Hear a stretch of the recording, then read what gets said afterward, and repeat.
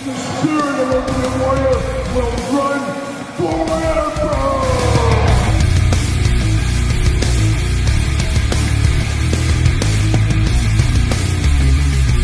Welcome everyone, Kyle here, and it is Sunday, Easter Sunday, and we got a bonus episode of the toy news this week on Easter Sunday. Of course, had the normal episode yesterday, a supersized edition of the toy news on Saturday. Check that out if you missed it. But there was even more news outside of that I didn't get to that I'm going to get to today. But the lion's share of this video here is going to be a Powertown update. And we all love a little Powertown update as our friend Steve Rosenthal finally speaks. So I can't wait to dive into that. We're going to read the transcript and I'm going to add my commentary along the way on that. So stay tuned for that in the back half on the big Powertown update.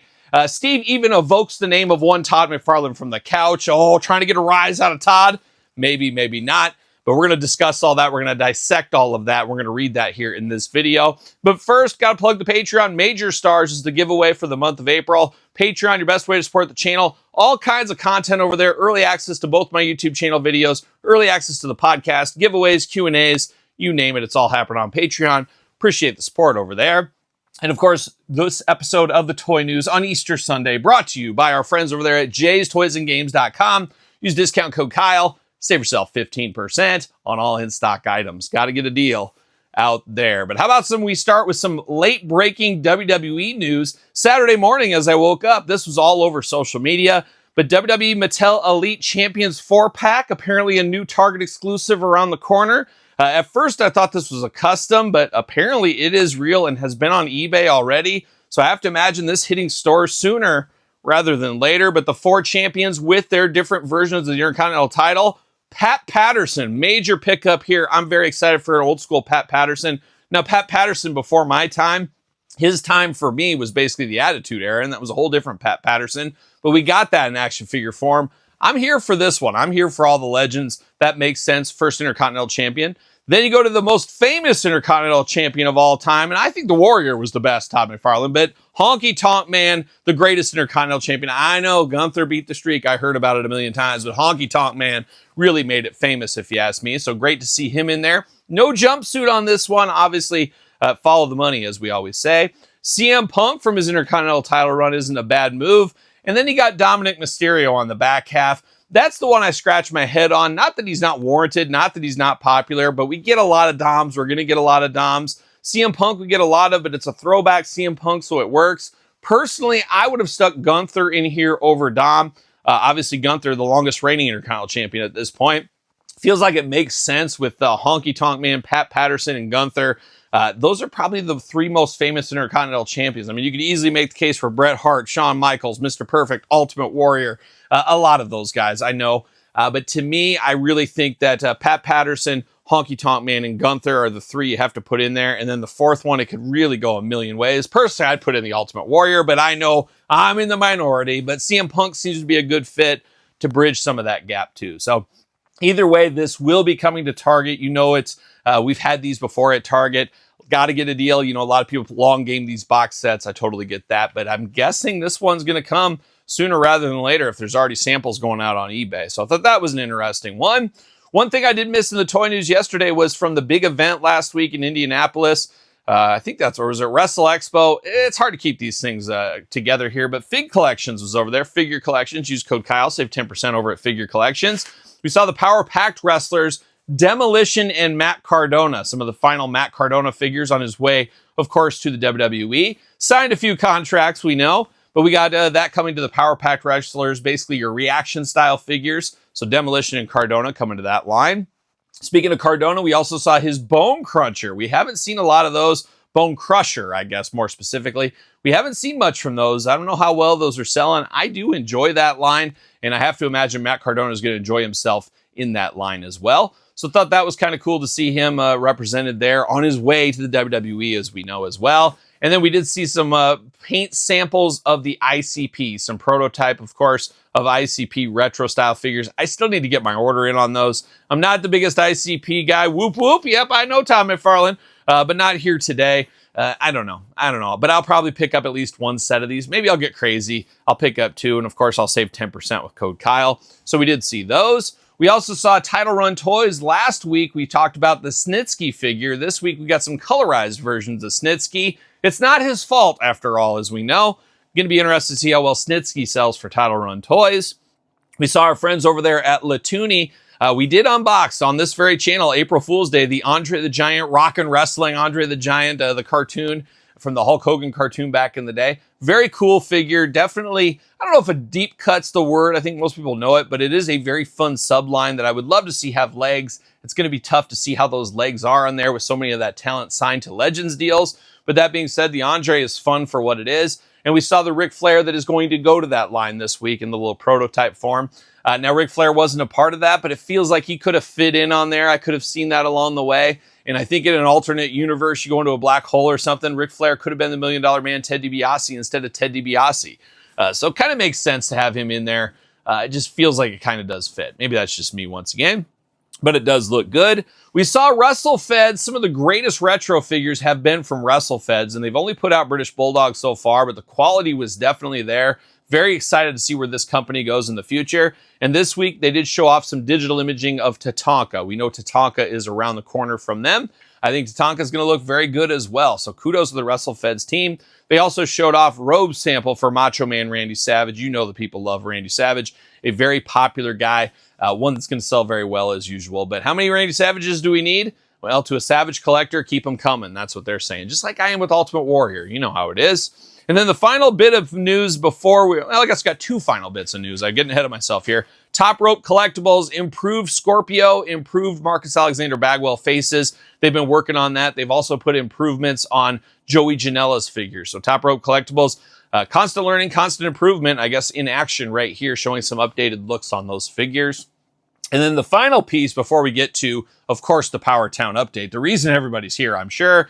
We got a little McFarlane. I missed this yesterday, Todd. My apologies. Superman Heat Vision from the Superman movie. This was announced this week as well with the red kind of Heat Vision eyes. So if you need more movie Superman in your collection, Todd's got you. Todd's got you until he doesn't.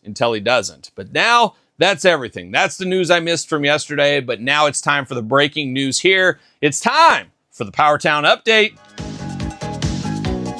Are you ready for pain? All right, who's ready to party? And that's when I do some of my best partying on Easter Sunday. A party day if there ever was one. Todd McFarlane from the couch. But here we are. Steve Rosenthal of Powertown finally speaks. It feels like it's been an eternity since we've heard from Steve. Really the brains behind Powertown, the leader of the operation, whatever you want to call him. Todd, we call him friend. Maybe, maybe not. We don't know the guy, but I'm sure he's great. Maybe one day we'll meet. But today we did get a little interview action here from WrestlingFigureNews.com. Easy for me to say. Justin Kendall over there doing a heck of a great job. And in a fun fact, lives like literally right over by me. We should have done this interview together. You know, Justin, you should have said, hey, guess what, Steve? I got a good friend of the channel, good friend of the podcast here. I got Kyle Peterson. And Steve would say, who's Kyle Peterson? But then I could have been in on the interview. It would have been a great time. I'm sure it would have. Maybe next time. But shout out to Justin Kendall for getting us this information. And I'm going to the Wrestling Figure News right now, and I'm going to read through this whole transcript. So it's going to be a story time with Kyle, reading with Kyle, and then I'm going to give my thought process along the way here, and we're going to see what kind of nuggets we can get, what kind of answers we can get on this Powertown fiasco here.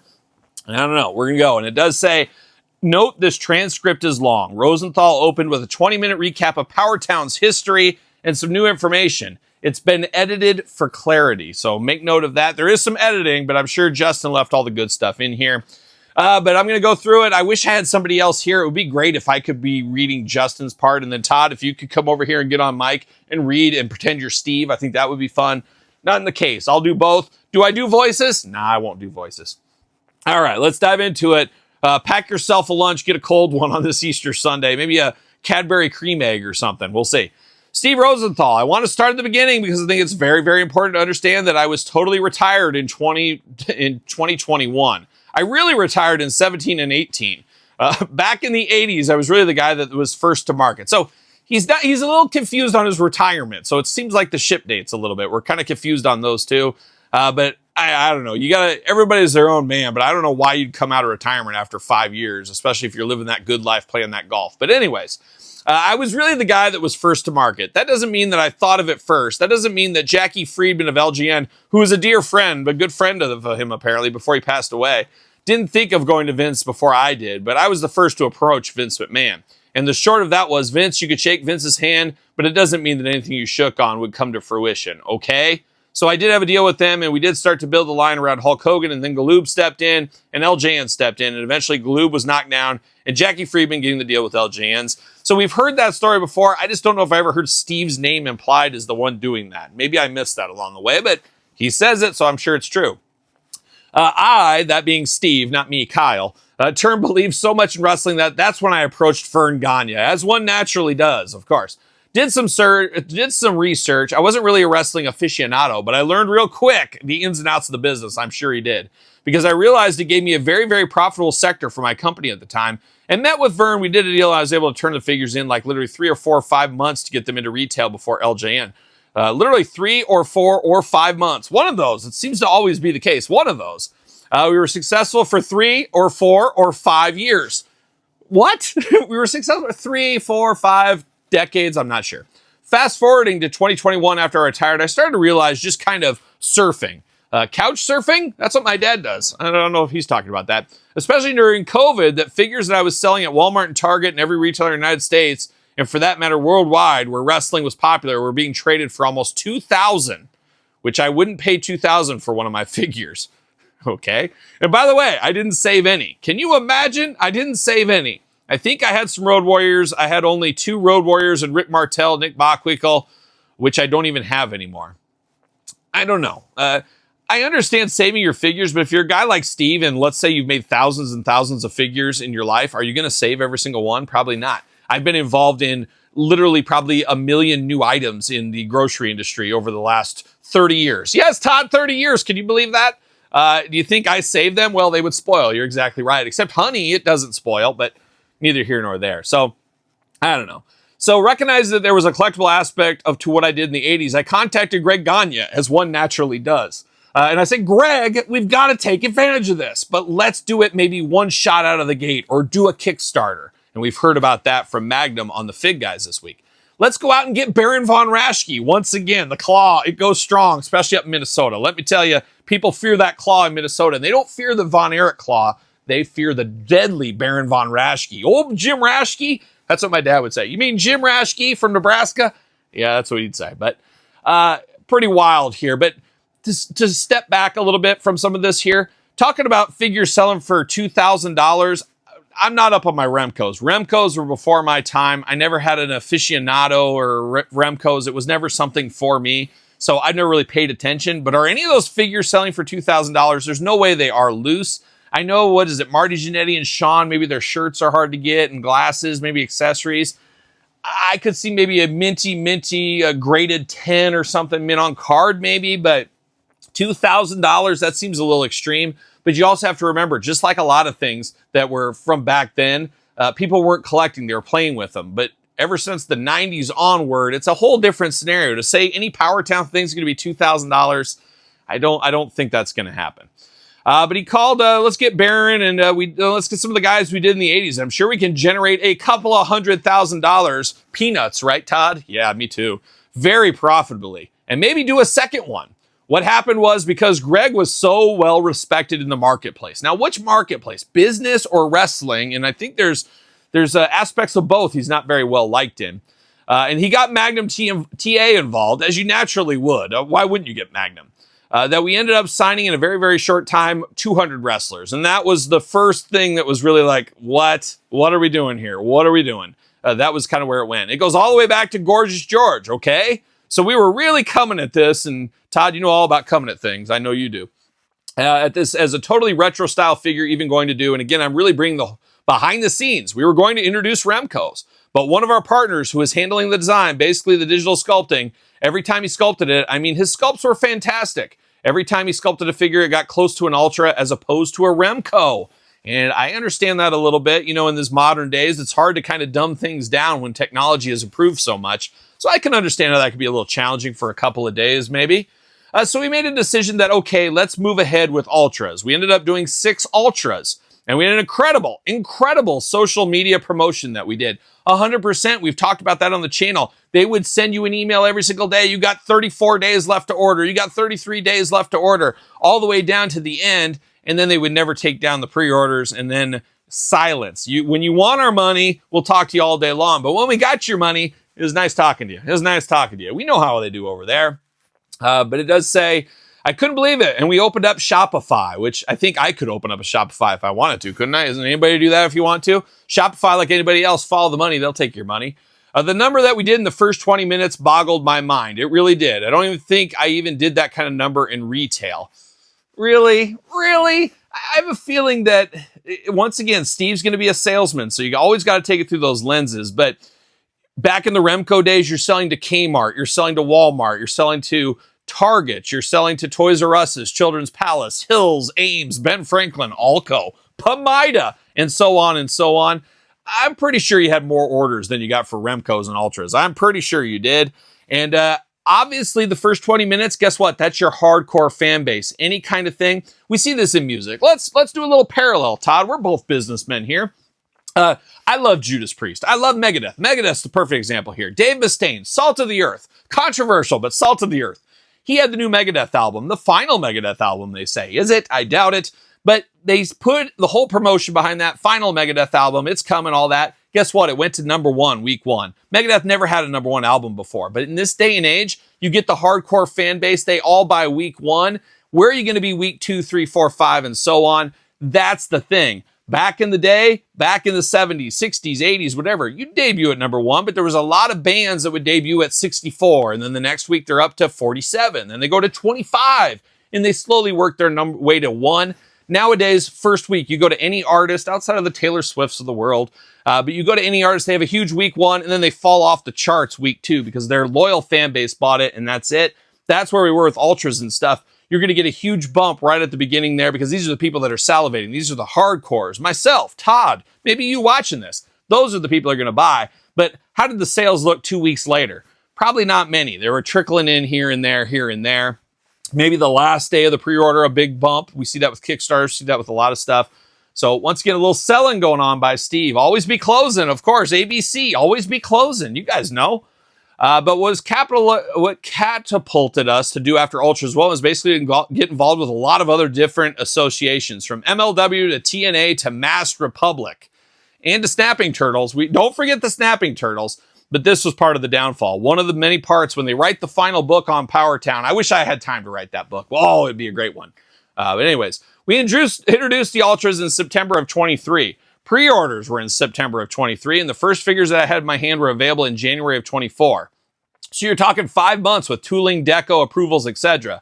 And that's when I made my appearance at Cardona and Myers, one of their live broadcasts. And everybody flipped. I saw guys doing backflips, if I'm not mistaken. I saw a few people there. I think Mark Sterling did a backflip right there on stage, if I'm not mistaken. And it was after everybody found out that we had a problem because one of the legs was breaking. It was a design flaw, which still is crazy to me. I covered that extensively at the time. I don't care. Anything mass-produced, you pull off every 10, every 50, every 100 off the line, and you put it through its quality checks. You have to do that. That was not done at Powertown, obviously. It wasn't meant to be pushed back all the way. When you push back all the way, try to do a full leg kick, it popped off and could be popped back on. So at that point, I put my money where my mouth is, and I remanufactured thousands and thousands of pieces. Thousands and thousands of pieces. I certainly wasn't going to ship a defective, so I felt it was the best to remanufacture the goods, which took us about another month. I don't know. If you're making a wrestling figure, I mean, what is all the way? I get it. He shouldn't be touching his knee to his face, but it wasn't anything like that, I don't think. When the goods were received, everybody loved them. And I'm bringing that up because that's the way I like to do business. When the goods are received, everybody loved them. And I'm bringing that up because that's the way I like to do business. I think anybody that's in business, whatever you're selling, I don't care if it's a hammer, it's cereal, it's Ultras Series 1, you're hoping everybody loves it. That's the way I do business too around here. I hope everybody loves these videos I do on the channel. Do they? Obviously not by all the thumbs down. Or I always say, I guess you're right, Todd McFarlane. Todd and I are on the same thing. When people thumbs down my videos, they're thumbing down the figure or something. They're not thumbing down me, they're thumbing down the figure. That's what it is. That's what I tell myself. You guys know how it is.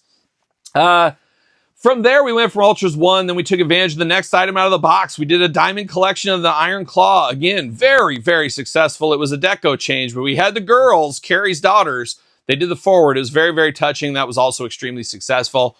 It was a great idea. Get the most out of your molds. They should be doing stuff like that. They all do that. So that made me feel better about things with Powertown when that came out. But then that's where it went silent after that. From that, we went into the Cardona and Myers collection. We finally shipped that, although that we were late, yeah, very late.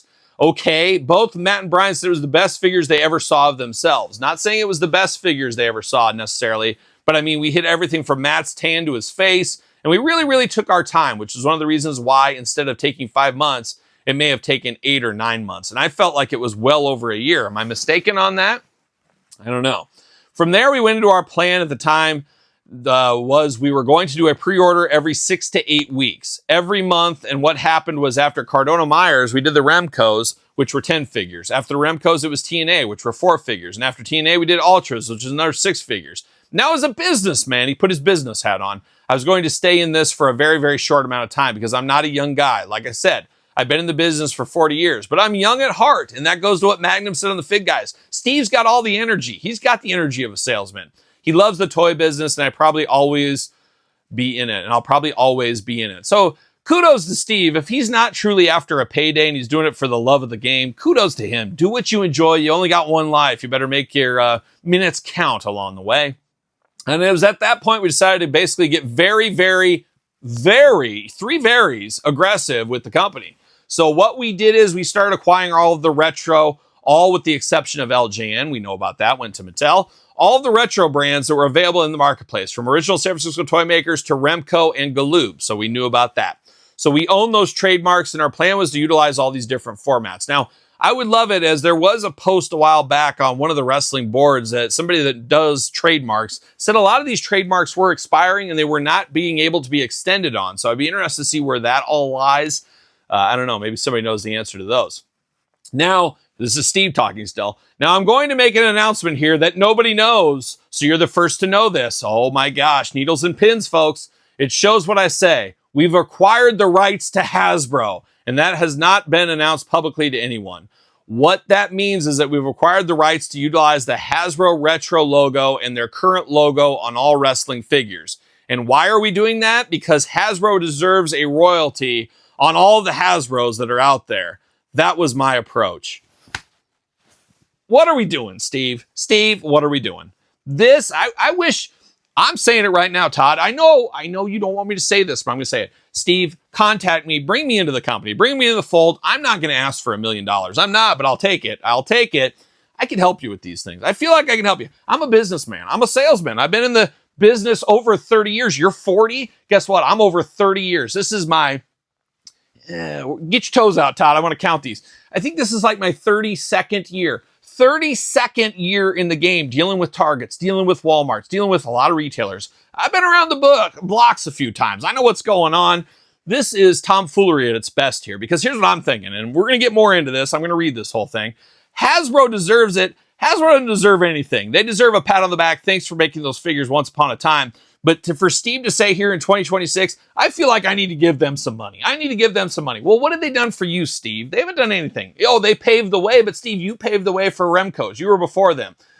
Why would you do this? I don't understand this. Now, I know myself, Todd over there on the couch hates them, but I love them. The Hasbro retro figures that everybody based all these figures, the Grapplers with Gimmicks, Zombie Sailors, KWKs, etc. off of, I love those WWF retros. I love them. We all love them. However, when we think of those, do any of us really think Hasbro? We think of that magical old Hasbro logo from back in the day. No, we think of the card art. We think of the figures. We think of the big WWF logo on there. That's what we think of. We don't necessarily think of that Hasbro logo. And if we do, it's like 4th or 5th thing we think at best. So to say that he wants that logo to give it like an air of something, this is where Hasbro sat in their ivory tower. And isn't that guy's name Cox? Todd, you know him? Cox? Dick Cox? I don't know what his name is, but something Cox over there. It better not be Kyle Cox. I don't know what his name is. Something Cox over there.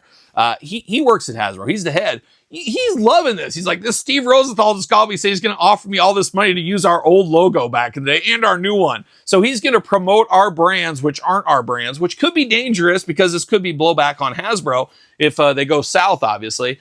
But this is Hasbro just taking money. They're going to take money.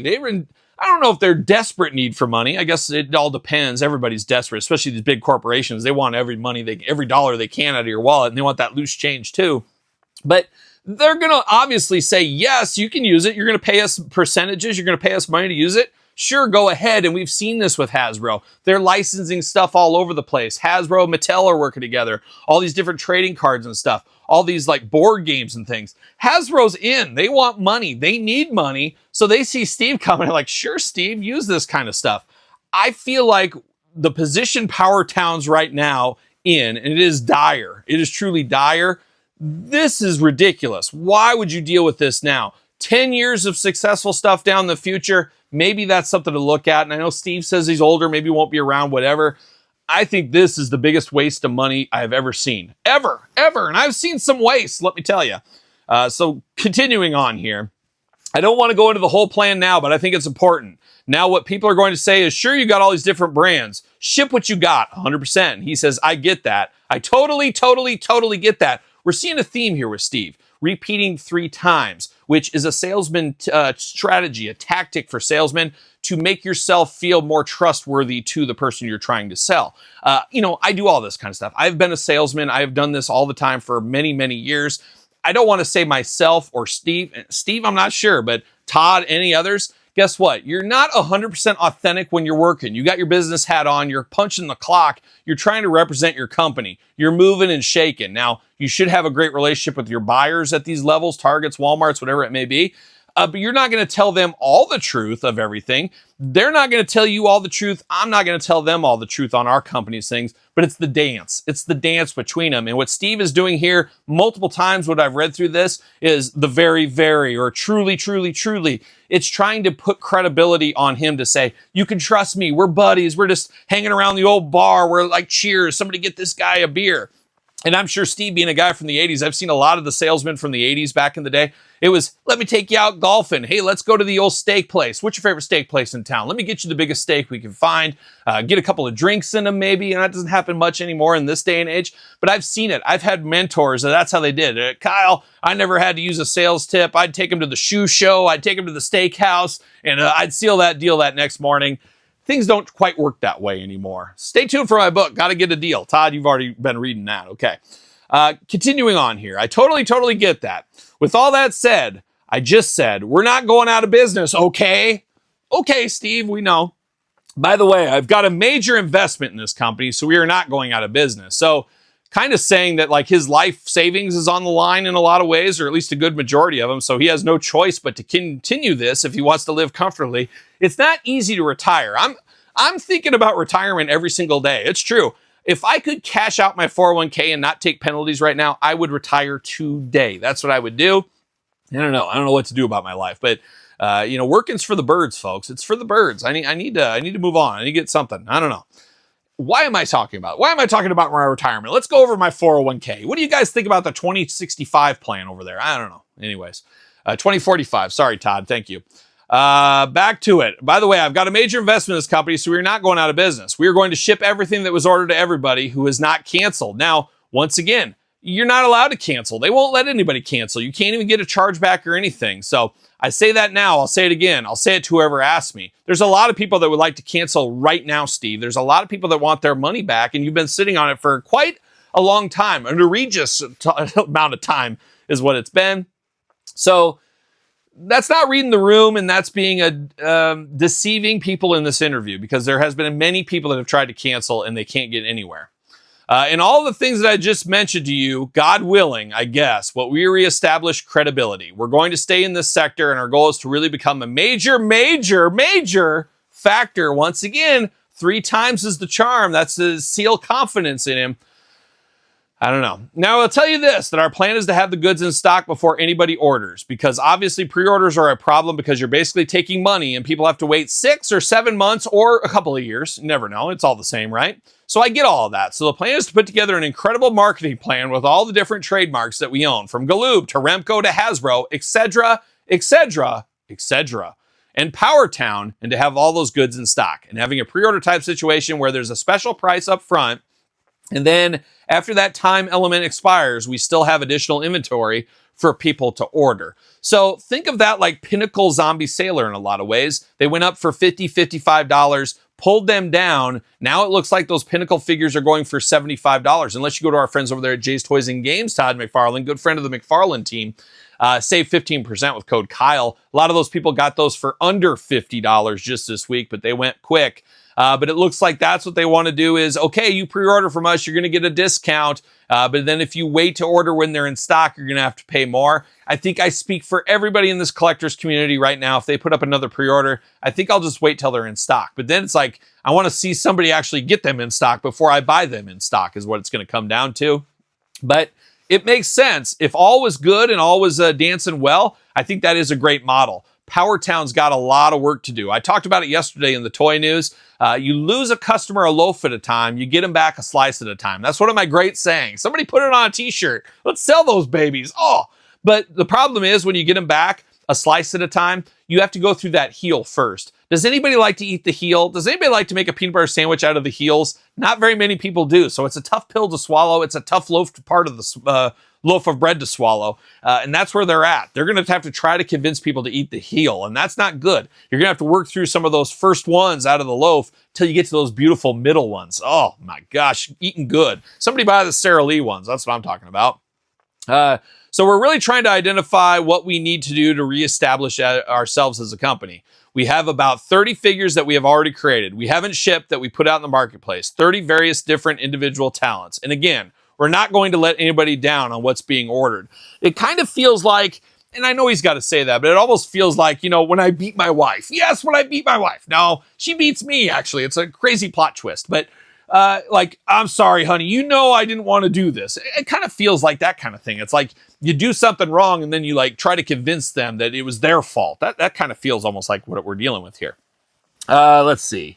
What happened was, as I mentioned to you, the licenses, the trademarks and all of that. Hasbro is a license. Well, I didn't think they did buy the Hasbro company. I didn't think that was possible. But that Cox guy, he's always a wheeler and dealer.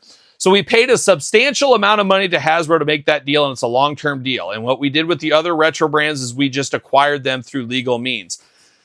Once again, going back to that Hasbro thing, that just sounds like a recipe for failure at this point. 10 years down the line, 5 years down the line, when things are going good, that's the time to get Hasbro involved. I feel like you just sunk a ton of money into something that may never happen because, once again, you lose the customer a loaf at a time, get them back a slice at a time. Very, very concerning, if you ask me, from where I sit. And you guys know right here at this table, this strong table. And then they got the other retro lines through legal means. So I guess they bought them or the trademarks expired and they jumped in, swooped in or whatever. What we started to do at that point is we started to grow. We drastically changed our business model and acquiring a lot of different licenses. Bruce Lee, Master of One, which is a story that Bruce Lee wrote prior to his death, which obviously was very early. I mentioned that we did a deal with the Masked Republic, and we also did a deal with Bigfoot.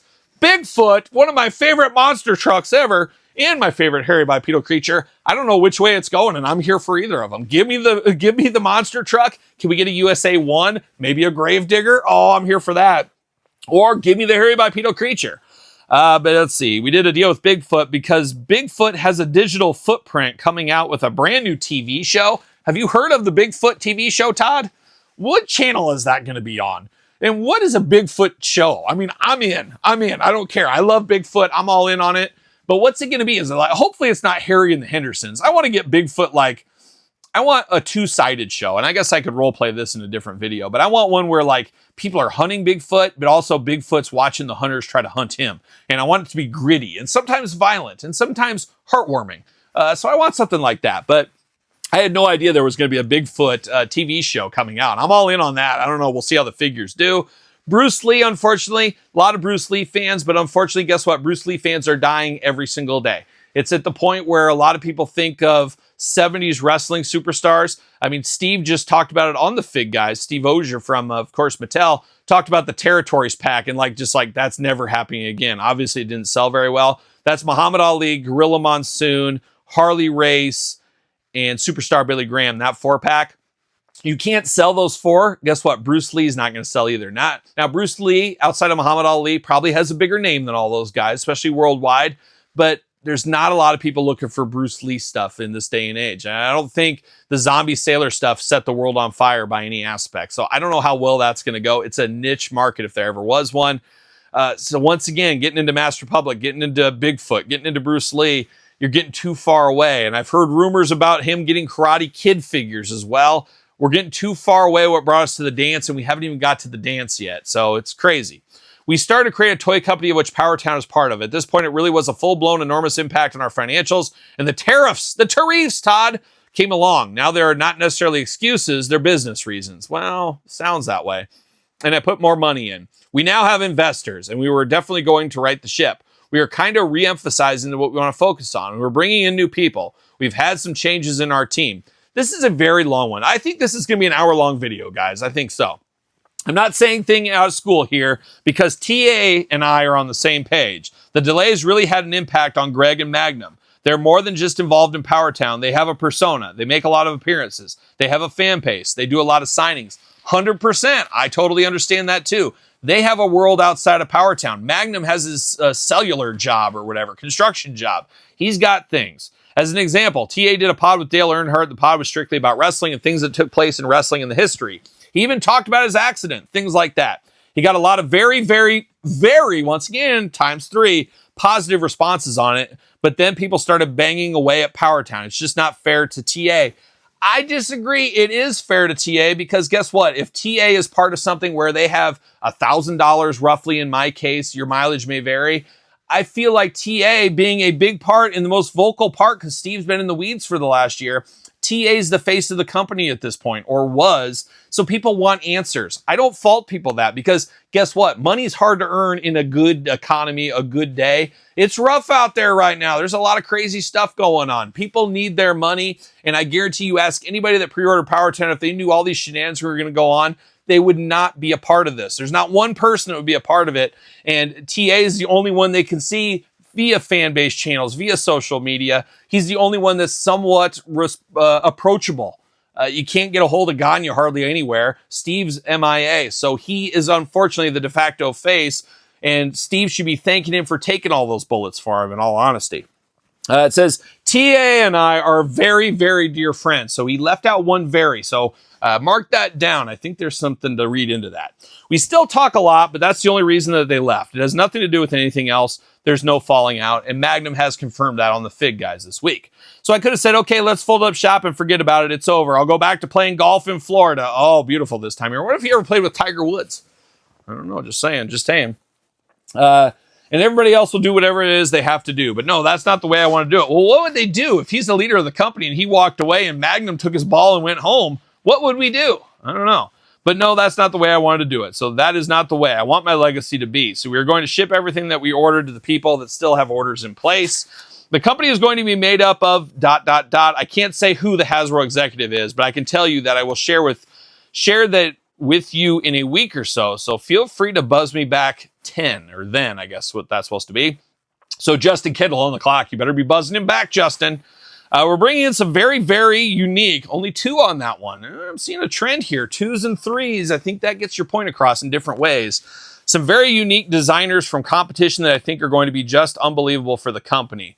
Who could those people be? I don't know if they want their name out there or not. There's always somebody willing to take a job. At the end of the day, there's always somebody to do something. Think of you at your day job, whatever it is. I don't care if you're a CEO of a multi-million-dollar company or whatever, or you're down at the lower level somewhere. There's always somebody out there that will do your same job for less pay.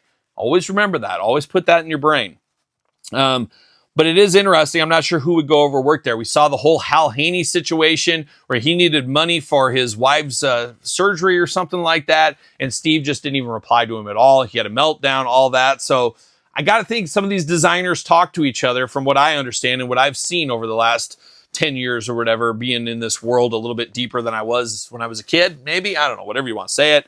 People talk. Word gets around. It's a small industry. That's for sure. One of my other partners is a gentleman by the name of Don Robbins, a.k.a. our old pal Donnie. Cue Donnie. Of course, Donnie, a legend from the dance floor, as we do know. Donnie was SVP of International Merchandising for Toys R Us back in the 80s, 90s. He was with LJN, and then Don was with Jakks Pacific. I like Donnie better. I like Donnie. So we got an incredible team, and that team is going to allow us to move forward in a very, very positive manner, deliver everything that we promised we'd deliver. So that's my story. I will tell you this. I'm a salesman. Somebody once said that when I first did the podcast with the boys, when we opened up Powertown, and I don't know whether that's a compliment or not, they said I could sell a strawberry ice pop to a lady with white gloves. Well, that's not the intent here. Well, it is. It is. And you can, by saying it's not, it is. Trust me. The intent here is to be honest and open and understand that we went through kind of an upheaval by growing the business much too quickly. But now things are settling down. The dust is settling, and we're going to make things happen at Powertown that I think will turn this particular sector upside down with everything we have at our disposal. So now Justin asks, were the Remcos produced? Said Steve Rosenthal. Wrestling Figure News, where are they then? They're at our factory in China. Well, we've heard that for the last year or so, and we're making plans to ship them very, very shortly. So, interesting, I went from the 3 varies to the 2. I don't know what to think of that. Simply, I'm sitting here looking at ... These are counter samples. This is what I meant about social media. When TA made an appearance on a live stream, he had his counter samples. And counter samples are what we get sent before we allow them to go into production. So we have the packaging, we have the product. They're dressed just as if they're going to ship to our consumers, or we're sending it to Walmart. So I'm looking at the I Quit match. I'm looking at Ricky and Robert, Bobo Brazil, Tito, Hacksaw, Nick, Missing Link, and everything is packaged, ready to go. Our intention is now that we've reestablished our financial objectives to get these on the water ASAP. I'm not making a promise here, but depending on what kind of strings I can pull, I may even fly it because I feel we owe that to our customers. Now, remember back to last year, 2025, back in the day, they guaranteed us everything would be flown over. There was no boat shipping. Now they have not addressed that for over a year at this point, and now they're saying, well, we're going to try to fly them over. So I wish he wouldn't have said that at all, because that really gets my, grinds my gears, Todd McFarlane. You know how it is. But it doesn't mean anything because nobody's seen it. What was the reason the Remcos didn't ship in October, says Wrestling Figure News. Everything had to do with our financials. They basically were not in production at the time. So when they say financials, they mean follow the money is what they mean. They're in production now. Wait a minute. What was the reason the Remcos didn't ship in October? Everything we had to do with our financials. They basically were not in production at the time. They're in production now. So Steve is saying the Remcos are in production now, but then just literally the last comment, he said they were on the pallet being ready to ship now. And we had to make financial decisions to pull back, re-examine exactly what we're going to do, knowing that at some point we were going to manufacture and ship the merchandise. Well, I'd hope you would. So these were all financial decisions. Nothing was based on, some of these things that were said on social media, there was no scam. Now, I don't know if he's referencing me or not, and I feel I've been very fair. I've had a lot of good jokes along the way. We've had some fun with it, because at this point, when you got that much money held up, you got to have fun with something to keep your sanity there and to try to keep it entertaining and try to humor yourself about your bad financial decisions pre-ordering here. So that's the status of this channel here. Maybe yours as well. But I don't know. I love the business. It's all a matter of financials and all the various different things that we ended up doing, the different licenses we ended up taking, the amount of money that we were spending in order to build a business, to grow the business. Sounds like you were in over your head. You should have just settled your tea kettle a little bit, slowed it down. And we're seeing history repeat itself with him just literally telling us about Hasbro, spending all this money on these Hasbro things. We're seeing it repeat itself again. He can't, and I hate to pick on Steve because you want to believe there's other people doing this, but he can't get in the way of himself. Just get the stuff out here. Let's not talk about the future. Leave the future for the future. Talk about the stuff that is owed right now. How are you going to get there? Where are you going to go? And just say, stick with us. We got more for you. Whether people believe that or not, that's what they should be doing. But man, oh man, this is rough to read. Blah, blah, blah. I'll just give you an example. I really don't like to quote numbers because that will be misinterpreted by other parties. Well, I've heard very small numbers on the pre-order was part of the problems we had. But we have fully at our disposal right now upwards of $500,000 in tooling. And that because basically our figures were one-off, and that goes for TNA, which is pretty close to being in production. Likewise with our Ultras too. Pretty close. What's pretty close? A year could be pretty close. Once again, it could be 2028, 2029 before we even see some of this stuff. You never know. We're reusing certain bodies. I get that. But all new heads, all new feet. Can you make the feet bigger? That's my biggest gripe with Powertown. Too small of shoe sizes on those. In some cases, all new arms. We put a lot of money into this business, so it's not like you get these pre-orders and okay, the money just gets divided with the partners. All the money has gone back into the business, which most startups, that's kind of the way it does. You hear all this stuff where this guy runs a company, I haven't taken a paycheck in years or something like that. I don't know. But it's wild here that don't do all this extra stuff, all this hoopla. One step at a time. How do you eat an elephant? One bite at a time. That's what they're missing in all this. They're missing in all this. And by the way, another point is, and it was a poor business decision on our side. Okay. And in a couple of instances, I've been told not to say this because it kind of degrades our ability to make the right decisions. But our production team, when Remco's went on pre-order, I want to say that it was either April or May, maybe even June. So that's a bummer. He doesn't even know. It's like been so long. What year are we talking about? I can't even remember either. I was quoted by our production people that we would ship this merchandise September. And I said, wow, that's fantastic. September of that year. And I asked again, are you sure it's going to be September of that year? Absolutely no problems. Well, he was off by 4 or 5 months. Now, when they said that in those original things, they were going to turn and burn stuff that quick. We talked about it on this channel in the Toy News. How is that even possible in this day and age? I don't see that as a possibility. And of course, it wasn't. So you think they could have figured that out along the way a little bit sooner. Now, what did that mean? Having announced September, we could not continue to do the pre-orders that we wanted to. Remember, I mentioned that we were going to do it every 6 to 8 weeks. That was our operating revenue. So we had to come to complete stop because we weren't going to continue and not be able to ship when we had taken orders from. By stopping the pre-orders, which was our sole basis for any type of revenue, that put a major, so he's down to 2. So he's winded. He's an older guy, Steve. He's winded. He's not getting the 3s in there anymore. Pressure on the company. So I hope that kind of clarifies it a little bit. We had never pointed that out in the past. So we have talked about that on the channel as well over the years, that they were robbing Peter to pay Paul. So they were getting each pre-order to pay for the next one, stair-stepping until they got where they needed to be. Makes sense if you do it right. I could see a lot of companies doing that. I think some of the companies we buy from today still do that model. It's dangerous because one hiccup, you see what happens. You get a tailspin, just like Baloo over there in Tailspin the Disney. You guys know that show. Great one. Anyways, they were robbing Peter to pay Paul. Long story short is what they were doing. And that is a dangerous game if you're not careful and you're not set up correctly. They were not set up correctly, as we've seen. In all honesty and all transparency, we really misquoted the availability of ship dates from the Remcos. We really did. It's the past. All I can do is make up for it. Well, here's the other thing. You could have said something all along the Watchtower, like a young Bob Dylan or Jimi Hendrix, but we prefer Bob Dylan around here.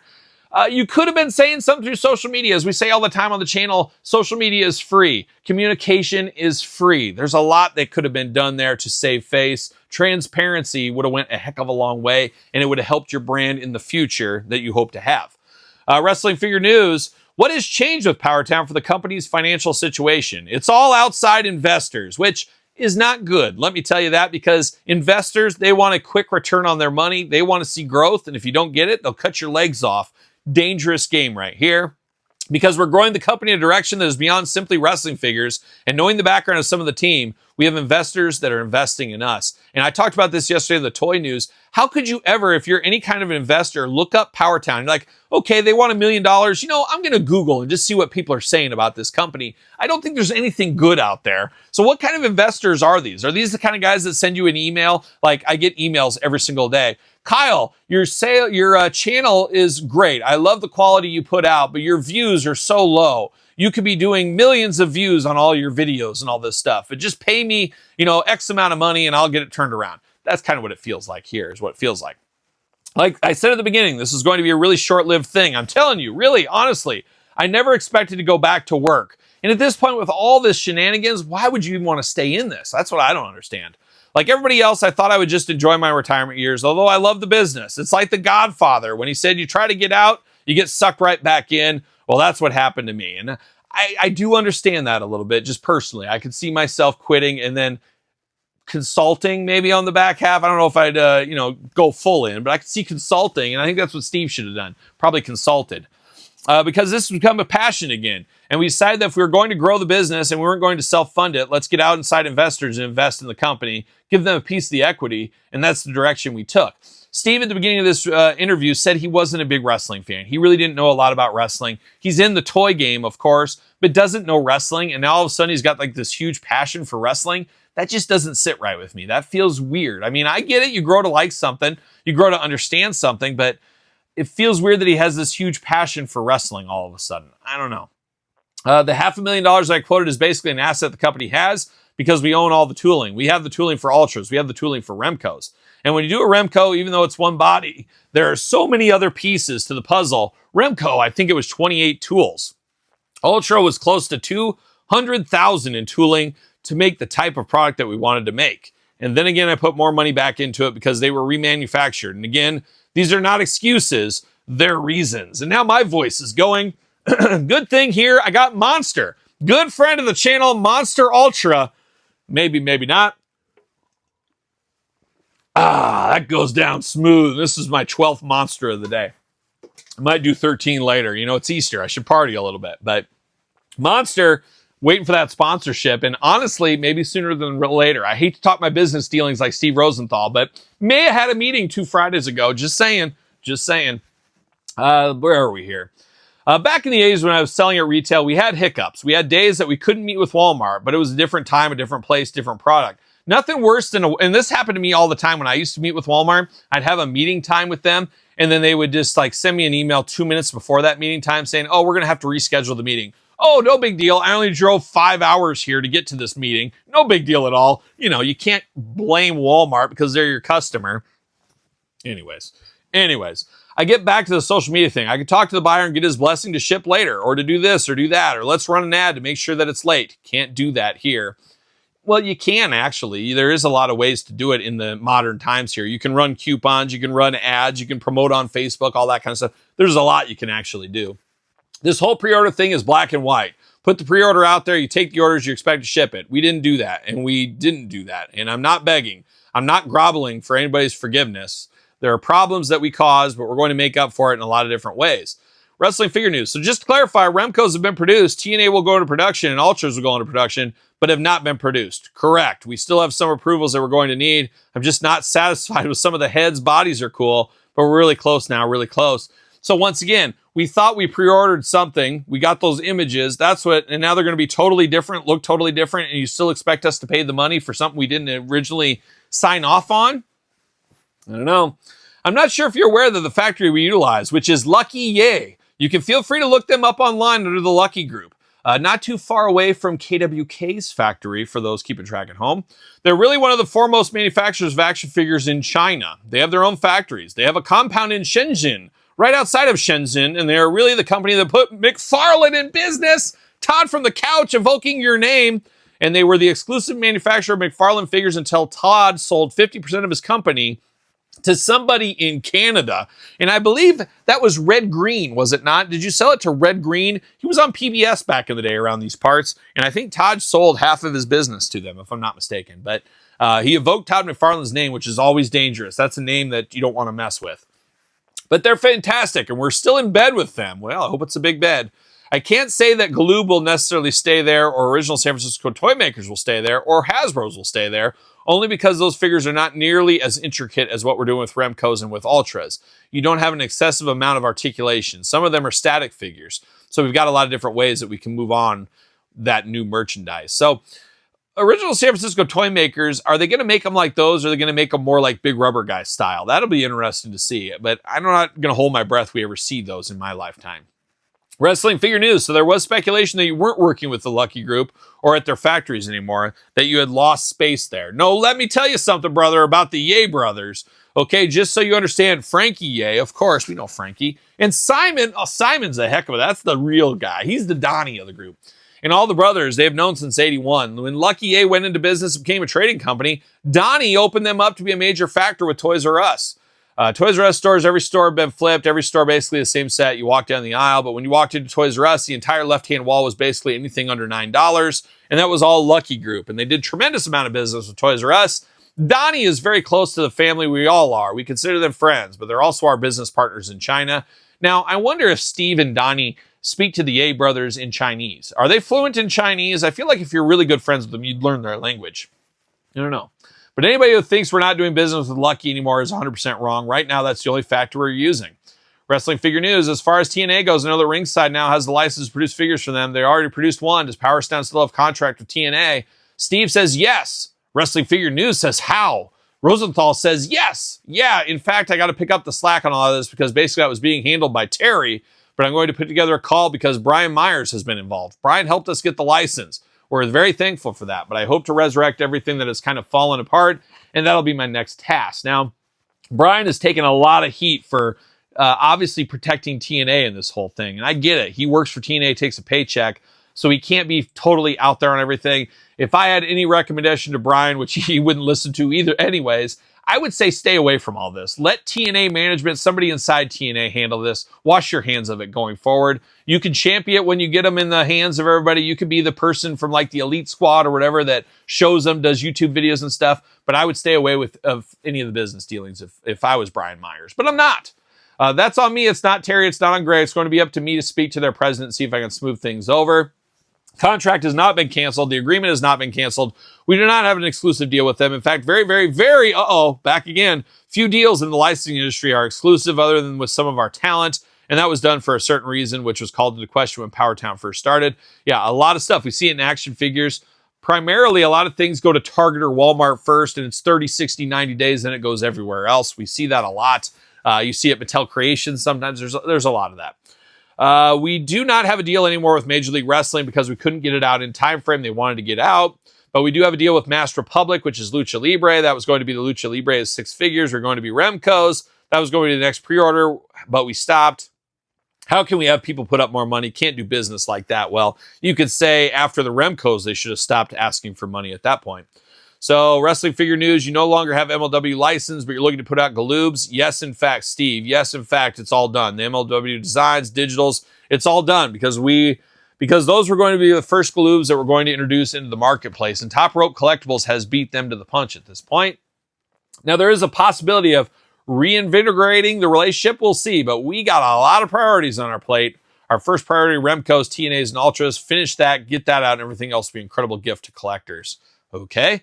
And by the way, we have our sights set on going in a lot of different directions. We've been approached by a lot of people to do a lot of things. We haven't done an Amazon store. I mean, TikTok store is becoming very, very big because that's where I want to buy my figures, from the TikTok store. That sounds like something my wife's buying junk from. I don't know. But the first thing we want to do, if I say anything else, is do right by the people that supported our pre-orders. Well, that's good. Wrestling figure news, that's sort of the key here, is that you've got a base of people who are frustrated. There hasn't been communication.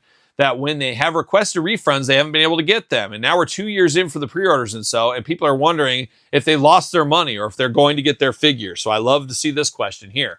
Steve says, let me say in this way, they have not lost their money. Okay? They are going to get their figures. And I'm not going to talk out of school now, but to everyone everybody's going to say I'm selling. I get it. But to everyone who has stayed with us, to everyone that has hung in there, we're going to do some special things for them. And that'll be announced at another date because it doesn't mean anything right now. Very true. It just falls on deaf ears. Get me what you owe me, but we recognize that. Problem with this whole thing is, fool me once, we know how that goes. But they fooled us big time. These are your most loyal people that would ever buy from you. The ones that are held up for all this money. You got to think, let's say 90% of those people walk away, or at best, they say, I'll support Powertown as in stock only. They're in big trouble. You got 10% of the people, and I think that's generous, that'll still support you. That's not going to pay the bills at the end of the day. Now, I'm not going to sit here and say it's better than Mattel's, but I think it is. Oh, he's talking about the Remco's being so good. The product speaks for itself. If they had the product, they could see how great it is. Even though it's late, I think their tone would be a lot different. I think that their tone will be different.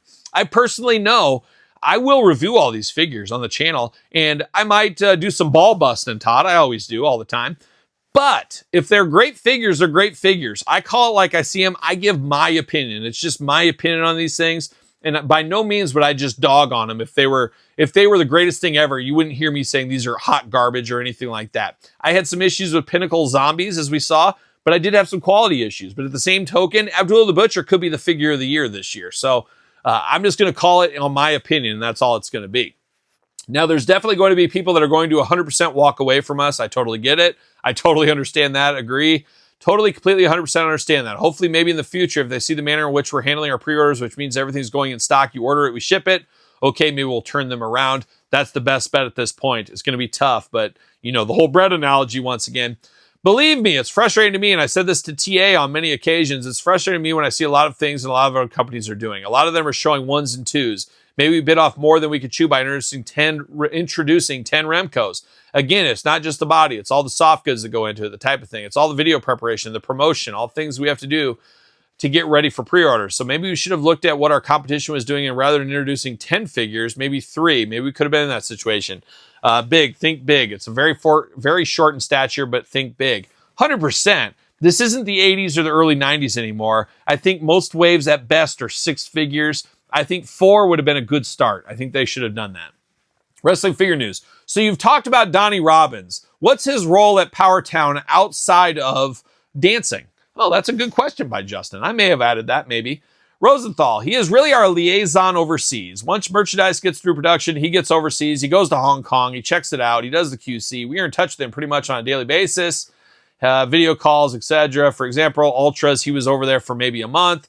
He's been going over to China since the 70s. He's our liaison with the factories. He's behind the scenes. He's not as vocal as I am and would not do an interview like this. But Donnie is brilliant. For example, Donnie, when he first started in the 80s, he was an action figure buyer at Toys R Us. Over the years, I established a relationship with Donnie. Donnie became very, very, very close. And we actually went into business together in 2000 with our own toy companies. We did a lot of things in Turtles and a lot of other things. We did stuff with WWE. We did a ton of stuff with the WWE. We did a ton of stuff with NASCAR. So we know it has to be done to get to the next step. But now with TA gone, Donnie will become a much more able voice in a lot of things other than just being a liaison from a manufacturing standpoint overseas. Wrestling figure news. So at this point, are you running Powertown? Yes, the buck stops here, says Steve. I mean, it's really Donnie and I, but simply because of my personality, I'm the guy. Wrestling figure news. I think it was the last April that you put out a statement about having better communication. Y'all went dark after that. Why? We're getting some hard-hitting questions here. That's good. Steve says, it sounds foolish, and again, I don't know how this is going to be taken. We didn't really know what the hell to tell anybody. We really didn't. We certainly didn't want to lie. We didn't want to make promises we couldn't keep, which could make it worse. 100%, but that's where the truth always sets you free. Just tell what's going on. We're having issues. I hate to be the bearer of bad news here. Stick with me. Do a 5-minute Steve chat once a month. I don't know. There's something that could have been done there. Silence is not always the best thing. We were going through this infrastructure change internally. We were going through the financial upheaval of doing things that we had not anticipated doing in the past, and we didn't know what to say. We came out with an update, and I don't think I've ever been this transparent my entire career because, again, I'm a salesman. And once again, one salesman to another, you got to be careful on the full transparency. You don't want to put future business in peril. I totally understand that. I'll tell you a side of the story. When Donnie and I started our first company, we knocked off the foam noodle that everybody has in their swimming pool, right? And what we did was we created something called the fludel. Is that what you play over there sometimes, Todd? The fludel? I think so. The fludel was basically an inflatable noodle that had about 6 or 7 seams in between. I went overseas to Walmart at that point. Their offices were on Modi Road in Kowloon. Kowloon, a heck of a place. Modi Road, one of the greatest streets, but also you go to that other side of the street over there, dangerous side of the street. And I met with the buyer, and the buyer loved it. Absolutely loved it. And this is our first item. He said to me, I love it. What I want to create is a floor dump with 144 pieces for every store, and I had to hit a price point. Wasn't going to make a lot of money on it, but I had to hit a price point. He asked me simply, can you meet this ship date? If you're with the buyer of Walmart and you say no, forget about it. Steve spitting truth right there. Forget about it. That's the way it goes. Walmart will put you in business, but they will also take you out of business. And I've seen that numerous times in the grocery industry. If you think it's great to get on the shelves at Walmart, it could be the end of your company. And that's a whole nother video, let me tell you. So I sucked it up and said, we'll hit that ship date. We worked 24/7. I think Donnie lived in China for 3 months. Old Donnie the Chinaman. But what I'm saying is sometimes you have to be aggressive, like Faith No More sang Once Upon a Time on the Angel Dust album. Look it up if you never heard it.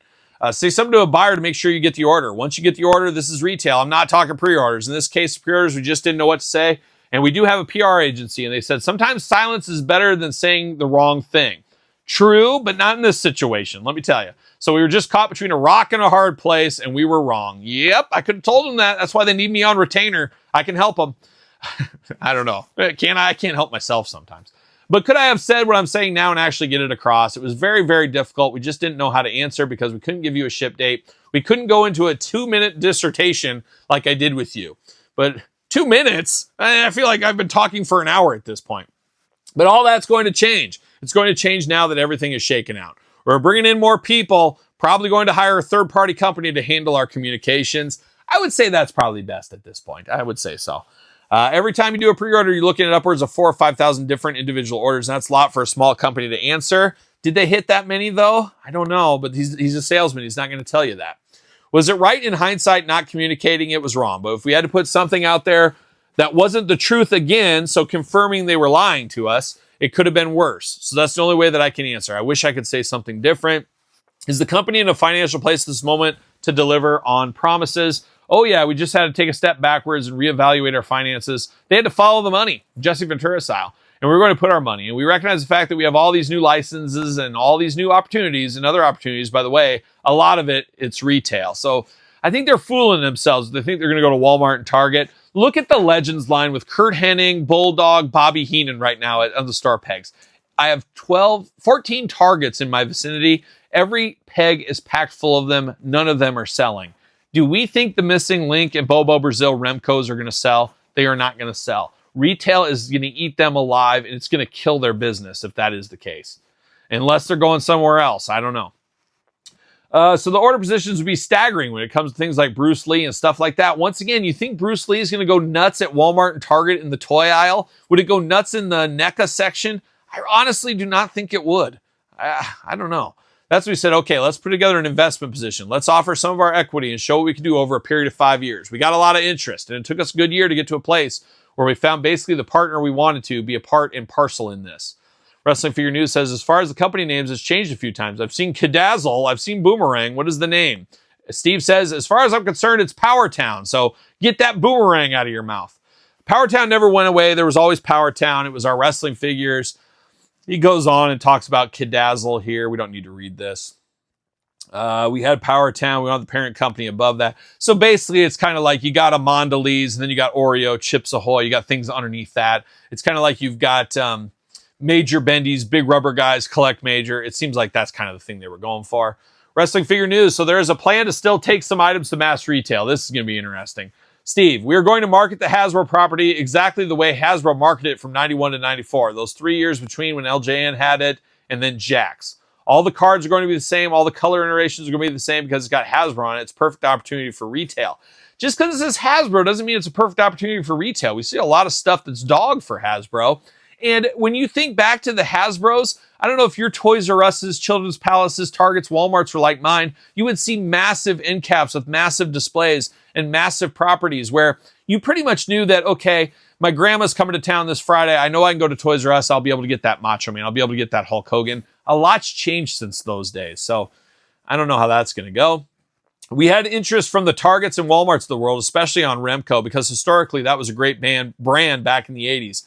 So that makes zero sense once again. As much as I love Target and Walmart, you think just because something had a name in the 80s, they're immediately like, oh my gosh, Remco? That holds a lot of weight. Let me tell you about Wonder Bread. You ever heard of Wonder Bread? Everybody's heard of Wonder Bread. What are we talking about? Actually, I take that way back because not everybody has. I'll tell you, up in the upper Midwest, Wonder Bread wasn't as hardcore as it was in the South in the United States. So Wonder Bread, most kids in this day and age in the North Midwest especially, they know it from Ricky Bobby of Talladega Nights. That's where they know Wonder Bread from. Wonder Bread re-entered the market here. It's been an absolute dog in sales. It has hurt the consumer, or it's hurt the customer. That would be the Targets, Walmarts, et cetera, et cetera. It's done more harm than good as it's killed the category. And that's one thing that these would do. And that's one thing we don't talk a ton about on the channel here is you put dog items in the toy aisle at Walmart and Target. It hurts or helps the category. This would hurt the category, hurt overall sales. We've seen in the news fairly recently, Target saying they're going to cut the toy aisle down. You think they're going to cut the toy aisle down of great properties they have right now for unproven stuff? This just doesn't wash with me at all. Where was I? Basically, historically, was a great brand in the 80s, Remco's. It would have been put in the retro department. I think in Walmart and Target, that's kind of the electronic area, but they have a lot of retro product. No. The only thing I can think of is over the holidays, Christmas, they had all those retro stuff. The LJNs were in there. Is that where they're going to stick the Remcos? I don't know. We have strong interest in retail, but at the same time, we don't want to alienate our collectors. If it's there, we'll do it. We do have the brands that I think make sense for retail. Wrestling Figure News. We've seen Ricky Morton, Jordan Grace make comments about the Powertown situation. How has that affected your relationship with the wrestlers? What's the situation with royalties? That's something that came up this week on the major pod. Was royalties getting paid to wrestlers? Steve, I have to look at the contracts, but even on the talent that we have under contract, royalties are paid when the merchandise is shipped. Now, I'm not using that as an excuse, but anything that we shipped, we paid royalties to date. Whether the wrestler chooses, in some cases, they choose to take it in free goods because autographing and stuff. But the Jordan Graces, the Mooses, they will all be paid. Good for you, Moose. Shout out to Moose. And I have intention, because now it's me, to best of my ability, reaching out to all of them, make it very, very, very clear that I'm trying to explain it to them. I don't think I'm going to be able to sit face to face with Jordan Grace. She'd probably kick the shit out of me. Yes, I said it. I don't cuss on here very often, but I was reading it. So this was Steve saying that. But I definitely have intentions of trying to reach out to everybody, including Ultras too. The Marty Funks of the world and some of the estates. Watch out for Marty Funk. I can tell you that firsthand. Marty's a pistol. That's what she is, Todd McFarlane. When we introduced Ultras 1, Charlie Thez, who is Lou Thesz's widow, I sent her a check. I got a funny Charlie Thez story. I don't know if I could tell it here. Can I? Nah, I'll save it. Somebody remind me someday. Maybe that's a good Patreon Q&A question. What are you Patreon members? You can ask me that, and I'll tell it in the Patreon. I don't want to get in trouble. So, anyways, I sent her a check, and I said it was the single biggest check she ever got. And if Lou was alive, I would have been the biggest check he ever got his entire career. That makes sense, though, because Lou's been dead a heck of a long time, and he was out of wrestling for a heck of a long time. So I could see how that could be the biggest check. Inflation and all. Back, in Lou's day, he got paid $5 to wrestle in the Garden or wrestle in St. Louis. And, oh, my God, $5, and that fed your family for a month back then. I'm not just saying Lou Thez was the number of figure that we sold, but we sold a lot of Lou Thez. Some people laughed at us for doing Lou Thez and Vergania. I didn't really laugh, but Steve... he is saying Lou sold the most, but then Magnum on the Fig Guys said Wahoo sold the most. So, I don't know. But to answer your question, we're going to pay everybody whatever it is that we earned. That's not even in question. I'm going to reach out personally. I've gotten all the contact information from everybody. TA has supplied that because he really was our talent coordinator and talent liaison. Now it's up to me. Steve's got a lot of work to do. A lot more work than I'd want at his age. Wrestling Figure News, you got a lot of work to do. Look at this. Justin Kendall, like, since he lives up the street, we're on the same wave path. I just said this. You got a lot of work to do and a lot of people to contact. Why haven't you contacted the folks in the last couple of years, even TNA? Kudos to Justin asking the hard questions, because we do see a lot of this with when people get guys like this. They don't ask the tough question. The majors, they didn't really grill too hard on a lot of stuff. I would say the Fig Guys, they basically gave an opening for Magnum to talk, but they didn't really ask some hard-hitting questions. Justin's getting into the weeds here, so kudos to him. This is some real journalism stuff. This is stuff that needs to be asked. Steve says that was an internal decision not to contact them in the last couple of years. Other than speaking to Brian and Matt because of various different reasons, I talked to Barb Goodish, Salt of the Earth, Australian. Yeah, it's true. I talked to Charlie Thez. I talked to Kerry Von Erich's daughters, both of them, but I have very little contact. That was all Greg and TA. We have each had a very different way of doing things, different ways of saying things. I want to make direct contact, good, bad, or different. I want those relationships to continue. I'm not saying it's going to happen with Jordan Gray. She's with WWE, but with all these other various different retro brands, we have all these different types of formats. We can manufacture the product, and we want to reuse a lot of this talent. That makes sense. We just recently signed Haystacks Calhoun, who was really the first big man. We have no idea how difficult that was to find. We were able to find his daughter in Oklahoma. That goes back to KWK years ago. Impossible to find that out, so that's interesting. I think I would like a Haystacks figure. I don't know if he's for everybody. Not everybody remembers him. But when I was a little kid, on a lot of those VHS tapes at the movie store, there was a lot of Haystacks Calhoun matches. So that'd be interesting for me. We've got so much talent, so much opportunity that I have a right to ship. Forget the monetary aspect of the whole thing. I just love the business. The fact that I started the whole wrestling action figure thing. But when I look back on it now, I mean, it's a multi-billion-dollar sector of the toy industry, and I just had a very, very small part of that in the 80s. To make this thing what it is today. And now I'm trying to get back a little bit of these guys, like the Tony Atlases of the world. A lot of these guys had a pretty rough back in the day. I don't know Tony's entire story, but he was a guy that was doing really well, and after his wrestling days, things were tough. Well, he's still wrestling. We not only want to give back to the consumer, really want to do right by the talent. Wrestling Figure News, one of the things that came out with the last month was one of your designers had mentioned that his contract's up. Justin, once again, playing all the hits here. His name is Hal Haney, and he mentioned that he reached out to you, was looking for payment for work that he'd done that he hadn't received. Are you in contact with him? Once again, I'm shouting out Justin Kendall here. He is a real one. He's asking all the questions that I would have said. Obviously, I would have had some follow-ups to some of these, but kudos to Justin. Steve said, not making excuses. We want Hal to be part of this going forward. There's a lot more from what I've been told that went into Hal's frustration, and I get it. Hal was very instrumental in helping us with a lot of sculpts. He's an incredible designer. So now I'm going to reach out to Hal and try to make everything right. And if that right means that he deserves more than he's owed, that's what I'm going to do. I really hope that's going forward. Hal can be part of what we're building here. So if I'm Hal, and Hal's probably not watching this, he basically said, if Hal, you think you're owed more than you thought, I would say, hey, I need more money, because he's basically telling you his checkbook's open to give you some more money. Whether or not you get that check or not, you got a license to get some extra money out of him, me being the salesman once again. Wrestling Figure News, a lot of the customers have sought refunds. It's well past their ability to receive those. Why hasn't Powertown offered these to customers? Playing all the hits. Once again, a beautiful question. Steve, well, first of all, that's not totally true. We have done refunds. Okay, that was very early on, is my guess. I can't say how many we haven't done because I don't get directly involved in that. But we do have our controllers and our people that handle these things through Shopify, but I think it's just all a matter of communication. I'm not putting it back on anyone else because the buck stops with me, but that was all part of the communication problem. In some instances, we try to salvage and save the cancellation. Look, if somebody wants to cancel, we would try to contact them to see, look, the goods are shipping. Do you want it? Do you want it? Do you not want it? There's no excuse. Just a matter of our lack of communication. There's a lack of follow-up. There was absolutely positively individuals that did get refunds. How many people didn't get refunds? How many people actually had cancellations? I can't give you that number, but there's also a lot of people that have stood by us. All they want is the merchandise. Well, true. I'm only hoping that when they get the merchandise, there'll be the difference between them supporting Powertown in the future, walking away. I've reached out to certain individuals who follow the pod, this pod, whatever the situation may be. I've had some really heart-to-heart conversations. Again, we're trying to oversell. I think I turned around a little bit of direction they wanted to take. And I have heard from some of that from people that have contacted me that have talked to Steve. So you do got that. But he does enjoy having conversations like this. None of the questions you've asked so far I have taken more than respectful. And I appreciate the ask. I really do. And I'm glad I had the opportunity because this has not been an easy year. Trust me. Wrestling Figure News, you got a lot of writing on this. Like I said, a lot of people are looking for the product and they're looking for money and they want to understand what's going on. Everyone on April a note last year. The communication didn't come after that. A lot of people are looking for answers, want to know what's going on. I hope a lot of what we talked about here today will get to them. Again, some of the exciting things I'm telling you about, they will say, sure, that's great. Ship me what the hell I order, okay?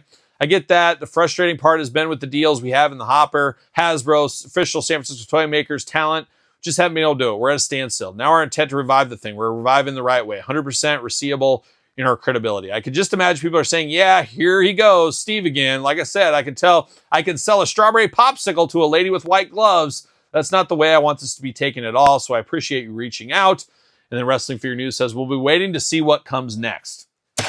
That's the longest video I think I've ever done on the channel here. So appreciate everybody sticking with me here. A lot to digest. We'll see where it goes, but I want to believe because I have money involved and I do think we will possibly get some of this stuff. I just think we got grand endeavors here with the Hasbro and everything else after that. Getting the cart way before the horse once again. And they even said in that interview, they being Steve, that they shouldn't have done that. And then he's telling how he's doing that all over again. We got to slow it down. Slow it down. Get the stuff we got. This Hasbro thing, I think, was a disaster. I would have not done the Hasbro thing. That's me, who has no money involved in the company. I don't work with the company, obviously. I wouldn't have touched that Hasbro thing at all. To each their own. To each their own. But there it is. That is a long, lengthy Easter toy news. Hopefully you enjoyed this video. We'll see where this Powertown saga goes. We'll see where the news goes. Make sure you follow along, of course. Subscribe to this YouTube channel for news updates each and every week. Subscribe to my other YouTube channel. Check out Patreon. Check out YouTube channel membership. SirPaul64 on the X, _Kyle_Peterson on Threads, Instagram, TikTok, and TheKylePetersonShow at gmail.com. Name of a podcast, Kyle Peterson Show. Every Tuesday where podcasts are found.